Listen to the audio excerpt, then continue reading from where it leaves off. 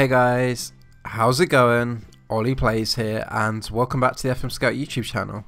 Now today we're doing part 2 of the MLS Leagues in Focus, so let's get into that. But before we do that, I'd just like to invite you over to my own personal channel. As you know, if you've seen previous videos, I'm doing Red Star Belgrade and Swansea City saves. If you haven't already, I'd love it if you go over there, check it out. If you enjoy what you see, then subscribe. Back to the MLS. Well, first of all, if you haven't seen part 1, go back and watch it. There's a lot of other things. I made 2 separate videos because there's a lot of rules in the MLS. So the first video is about the rules, and this video is going to be focusing on teams and facilities and players and that kind of thing. So then, I've put a bit of time into these graphics, so let me know how they look. We're going to kick it off with the Eastern Conference training facilities. Now, obviously in America there's 2 conferences, so what I'm going to do is I'm going to go through it conference by conference. So if you look here, it looks really good for their training facilities. You've got Toronto and New England Revolution, they're superb. And to be honest, the worst one is Montreal Impact, who are good, which in some leagues is one of the higher ones. So that's really impressive from them. Really, really good. And if we look at the Eastern Conference youth facilities, again, same kind of thing, although a couple of averages sneaking in. You got 4 goods, but you still got a couple of superbs, a couple of excellents. It's looking very, very good for the MLS. And again, Western Conference training facilities. Really, really good stuff here. Vancouver Whitecaps maybe letting the side down a little bit in this conference. They've got average, but LA Galaxy, they've got state-of-the-art training facilities. I believe that's the first one we've seen, and that's the best training facilities you can have, so that's obviously very impressive. Couple of excellents here and a lot of impressives. It's looking real good here. Then if we look at the Western Conference youth facilities, well, they just get better here. There's no state of the art, but LA Galaxy, they're still superb. You've got some greats in there. In fact, you've got a lot of greats in there and a couple of goods, and then the one excellent for FC Dallas. So there's a lot of great places to look for youth prospects in America, I must admit. And then let's look at the MLS in general. I mean, compared to the other leagues, they just blow them straight out the water. They've actually got the same average training and youth facilities, which is pretty insane considering, well, it's an average, and to be exactly the same to 2 decimal places, I mean, that's pretty incredible. But to be honest, none of the leagues we've looked at come close so far. So if you're looking for youth, great place to go. If you want to send someone out on loan, yes, the timing of the season's a little bit weird, but they're going to get some really good training facilities there. So MLS, really great on that front. But enough with comparing the MLS to other leagues, let's compare the teams in the MLS. Well, this is my new revamped tier list. There's no A, B, C, D, but it's basically the same. Top 5 teams A, second tier teams B, third row is C tier teams, and the 4th row is D tier teams. I'd just like to say this is the teams as reflected in FM, so it may not necessarily apply to real life. And also another thing to note is FM actually starts you off in the 2016 season, so some teams may have changed slightly, but I believe the players are the same as at the start of the 2017 season. Something along those lines. But anyhow, the top 5 teams, we've got New York City, Toronto, LA Galaxy, Seattle, and Sporting Kansas. Now the split here is you've got LA, Seattle, and Kansas. They're all in the West, and New York and Toronto are in the East. So New York and Toronto fighting it out for the top 2 spots in the Eastern Conference. And then you've actually got 3 teams fighting out for the top 2 spots in the Western Conference. And to be honest, the teams below them aren't that far behind. But ideally, these are going to be the kind of 5 teams fighting for the Supporters Shield. Now, I know Dallas actually managed to win the Supporters Shield in real life in this season, so fair play to them. But again, we're looking at FM, not real life.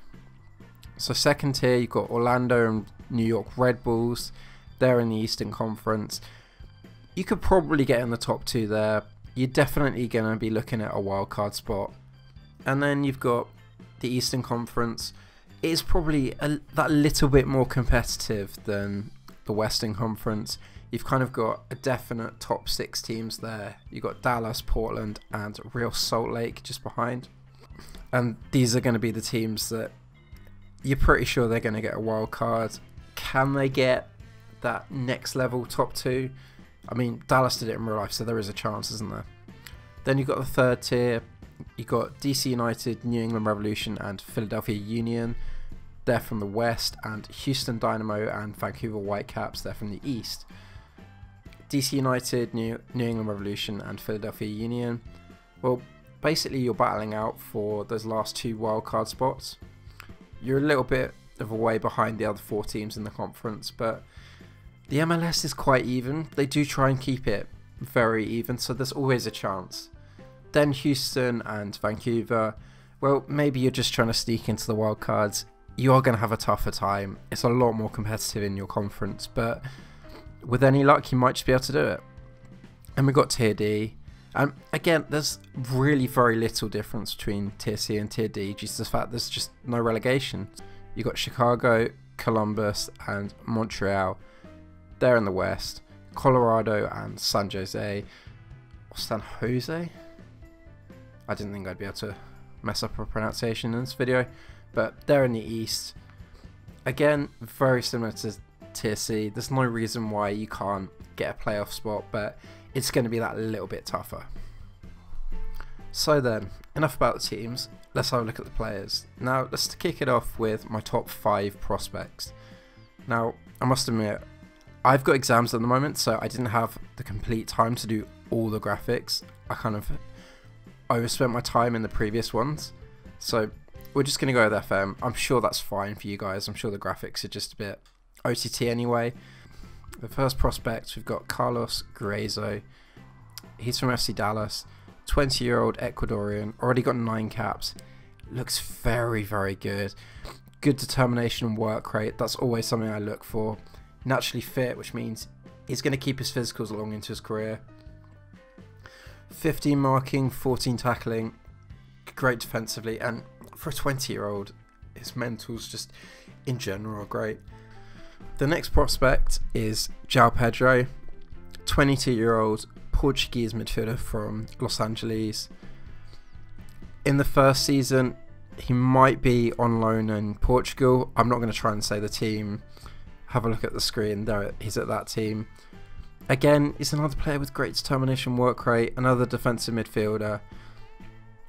Very well rounded. Like, his lowest mental stat is 11. Physically, pretty good as well. Not the best at jumping, but can't have everything, can you? Next up, we've got Stefan.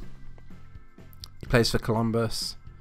Goalkeeper, 6'3", so pretty tall, very brave, good positioning. Reflexes are his main thing. He has a little bit of work to do, but he's only 20. Goalkeepers mature quite late, as we know, so look out for this guy.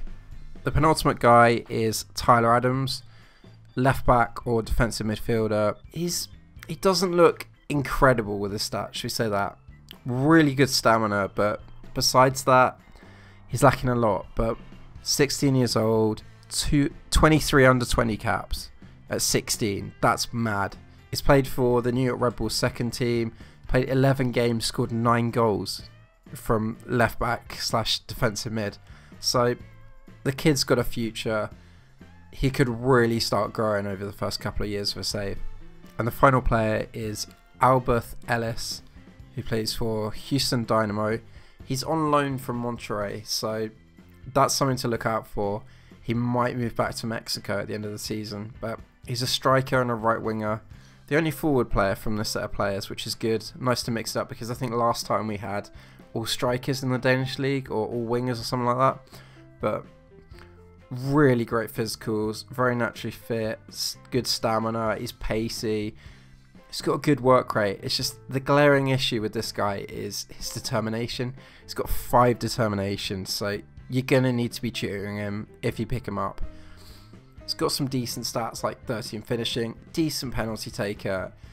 He could really grow into something quite special. Okay then, so let's jump into the predicted best 11 for the MLS. Now, again, Same story with the graphics. I'm really sorry, but I hope this will do. It'll just be for this week. We're going to kick it off with the keeper, who is Hamid. Plays for DC United, valued at 2 million. Great reflexes, 20 strength, 6'3". Looks a decent keeper, and he's only 25 years old, which means he's going to have a little bit of space to grow. Next up, we've got Ashley Cole. Usually you'll hate him, but he's still around. Mentally, he's very good. Technically, he's okay. Physically, he's not the player he once was. He's 35 years old, so this is the retirement home that is the MLS. A centre-back, we've got Laurent Ciman. Not a bad centre-back by any stretch of the imagination. Pretty quick. He's 30, and he's pretty naturally fit. The one glaring issue with him, though, is his 5 strength for a centre-back. That's pretty horrendous. But you could pick this guy up, maybe for a season or two. Good bit of experience, pretty solid player, and 17 determination, so good for tutoring. Matt Besler, 28-year-old American, is a centre-back who's in his prime. Great long throw on the lad. Good stamina, natural fitness, jumping reach, strength. Pretty quick, good work rate, and good tackling, marking and heading. Looks like a great all-round centre-back. Could be a cheap option. Then at right back in the team, but he can really play anywhere along the midfield and anywhere along the flanks. It's Graham Zusi, 29-year-old American. Let's just face it, he looks average. Looks like a consistent 7 kind of guy. Not going to be amazing, but he's not going to be awful either.